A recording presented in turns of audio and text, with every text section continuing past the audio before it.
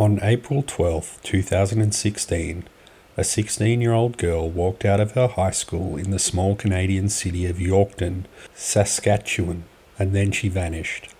Not in the middle of the wilderness, not on some isolated highway, not decades ago before cameras and smartphones. This happened in broad daylight. What makes this case so disturbing is that the investigators were able to reconstruct almost her entire final day through surveillance footage. For hours, cameras tracked her movements across the city. We can see her walking, waiting, texting, making calls, looking over her shoulder, entering restaurants, leaving them, returning again. At one point, she even appears to dismantle her own phone at a restaurant table. It is one of the most heavily documented missing persons cases involving a teenager in Canada. And yet, despite all of that footage, despite all of those witnesses, despite years of investigation, nobody knows what happened to her. This is the disappearance of Mekayla Bali. Mekayla Bali was born in 1999 and lived in Yorkton, a relatively quiet city in the province of Saskatchewan, Canada. Friends described her as shy and caring. She played violin, participated in drama club, and according to her mother, she was not considered rebellious or dangerous. Like many teenagers, though, she had struggles beneath the surface. She had reportedly dealt with bullying over acne and had shown signs of emotional distress online in the past. Investigators would later discover older social media posts suggesting unhappiness and a desire to leave her life behind, although her mother insisted that those posts were no longer relevant by 2016. Then came April the 11th, 2016, the day before she disappeared. That evening, Mekayla sent messages to several friends saying she needed help and was unhappy about something. She also asked one friend for a ride to the local TD bank the following morning. At the time, nobody realised how strange those messages would later seem. The next morning began completely normally. According to her mother, they listened to music while getting ready for school. Nothing appeared unusual. Her grandmother drove her to Sacred Heart High School, arriving shortly after 8 a.m. Surveillance cameras captured Mekayla entering the school. At 8:21 a.m., she placed a binder in her locker. Then, only minutes later, at around 8:30 a.m., cameras recorded her leaving through the back entrance of the school. She never attended class. From there, the timeline becomes increasingly bizarre. Cameras tracked her walking along railroad tracks before heading toward downtown Yorkton. She visited a pawn shop called Terry's Pawn and Bargain and attempted to pawn a silver ring. The employee later told police the ring had little value, so he declined to buy it. She then went to the bank. At around 8:55 a.m., she withdrew 55 Canadian dollars from her account. This is significant because friends later revealed Mekayla had been claiming she had thousands of dollars available to her, somewhere around $5,000. Police later confirmed this was completely untrue. So why was she telling people she had large amounts of money? Was someone promising her money? Was she planning to run away? Or was somebody manipulating her?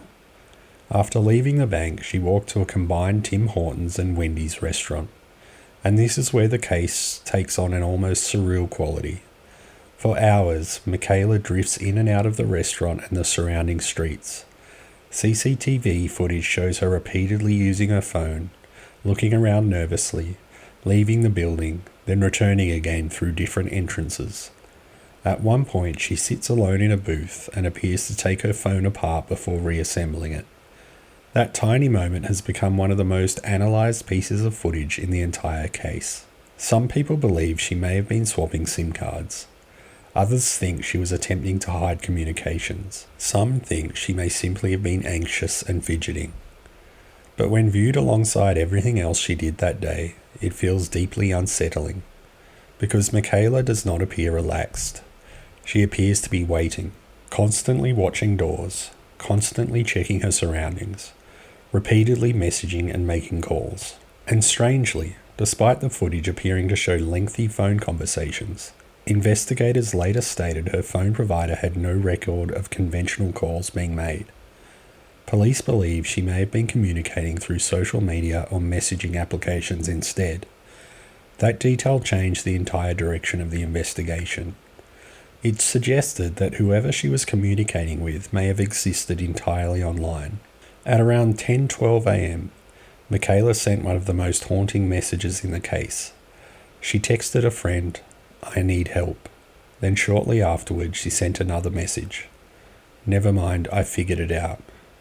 To this day, nobody knows what she meant. What help did she need? What problem had she figured out? Was she in danger, or was she trying to carry out some kind of plan? Then another strange event occurred. At around 10:43 a.m., Mekayla approached an older woman inside the restaurant and asked her to help her rent a hotel room. The woman declined. A 16-year-old girl trying to rent a hotel room during school hours immediately raised questions. Who was she planning to meet? Why did she need a room? Was somebody telling her to get one? Soon afterward, she left the restaurant again. She wandered through town for some time before eventually arriving at the local bus depot. Employees later recalled her asking about buses heading to Regina, the capital city of Saskatchewan. They told her the next bus would not leave until later that afternoon. She never bought a ticket. Then, bizarrely, she returned to school around lunchtime. Friends later said she told them she was planning to go to Regina for a vacation. Considering she was only 16 years old and had disappeared by the end of the day, those comments suddenly took a sinister meaning. At 12:03 p.m, cameras captured Mekayla leaving the school again. That would become the last confirmed footage of her ever recorded. Witnesses later reported seeing her at the Trail Shop restaurant connected to the bus depot. According to accounts, she ate lunch there and may have left with an unidentified man. Police later revealed a person of interest described as muscular, stocky, with dark hair and a large tattoo of a fiery cross on his forearm. But investigators never publicly identified him, and nobody was ever charged. After that point, Mekayla Bali vanished completely. Her grandmother arrived at school later that afternoon to pick her up and discovered she had barely attended class at all. Her family searched for her themselves before finally contacting police that evening. Then came one of the most disturbing elements of the entire case. Her digital life froze in time. Her bank account was never touched again. Her social media accounts went silent. Her passport was never used. Her phone stopped transmitting the following morning at around 6:51 a.m. But there was one exception. Months after her disappearance, a Snapchat message sent to her account suddenly appeared as opened. Police could never determine whether somebody had actually accessed the message or whether it was a glitch. That tiny detail reignited speculation that she might still be alive. Over the years, there have been reported sightings across Western Canada, Vancouver, Edmonton, Penticton. None were confirmed. So what happened to Mekayla Bali? The dominant theory is that she was being groomed online by an adult predator. And honestly, when you examine the timeline, it is difficult to ignore. She appeared to be communicating secretly through apps. She repeatedly checked doors and windows as if waiting for someone. She lied about having thousands of dollars. She tried to get a hotel room. She wanted to travel to another city. She dismantled her phone. And according to friends, she seemed emotionally distressed in the days before her disappearance. Many investigators and online analysts believe she may have planned to meet someone she met online, possibly someone pretending to be younger than they really were. Some speculate she willingly left with that person and met with foul play shortly afterward. Others believe she may have entered human trafficking networks, although there has never been public evidence proving that theory. Another possibility is that she ran away intentionally and is still alive somewhere. Police have repeatedly stated that they have no confirmed evidence of foul play. But there are problems with the runaway theory. Mekayla vanished at 16 years old without accessing money, without contacting family, without using identification, and without leaving any verified trace for nearly a decade. This is extraordinarily difficult to do, especially beginning with only $55. There is also the question of why she seemed so anxious that morning. If this was a planned escape toward a better life, why did she look frightened? Why did she text that she needed help? And why did she keep pacing around Yorkton instead of simply leaving immediately? Some people believe she may have realised too late that whoever she was meeting was not who they claimed to be. Others think she may have been waiting for somebody who never arrived. And there are darker possibilities. Was she abducted after leaving the restaurant? Did she voluntarily enter a vehicle believing she was safe? Did somebody exploit the fact she was isolated and emotionally vulnerable? Nobody knows. What makes this case linger in people's minds is how modern it feels. This is not a disappearance buried in the 1970s with missing records and vague witness accounts. We can actually watch Mekayla Bali moving through her final known hours. We can see the uncertainty in her body language. We can see her looking toward the doors. We can see her waiting. It feels like the answer should be there somewhere hidden in the footage, but it never comes. Every clip only creates more questions.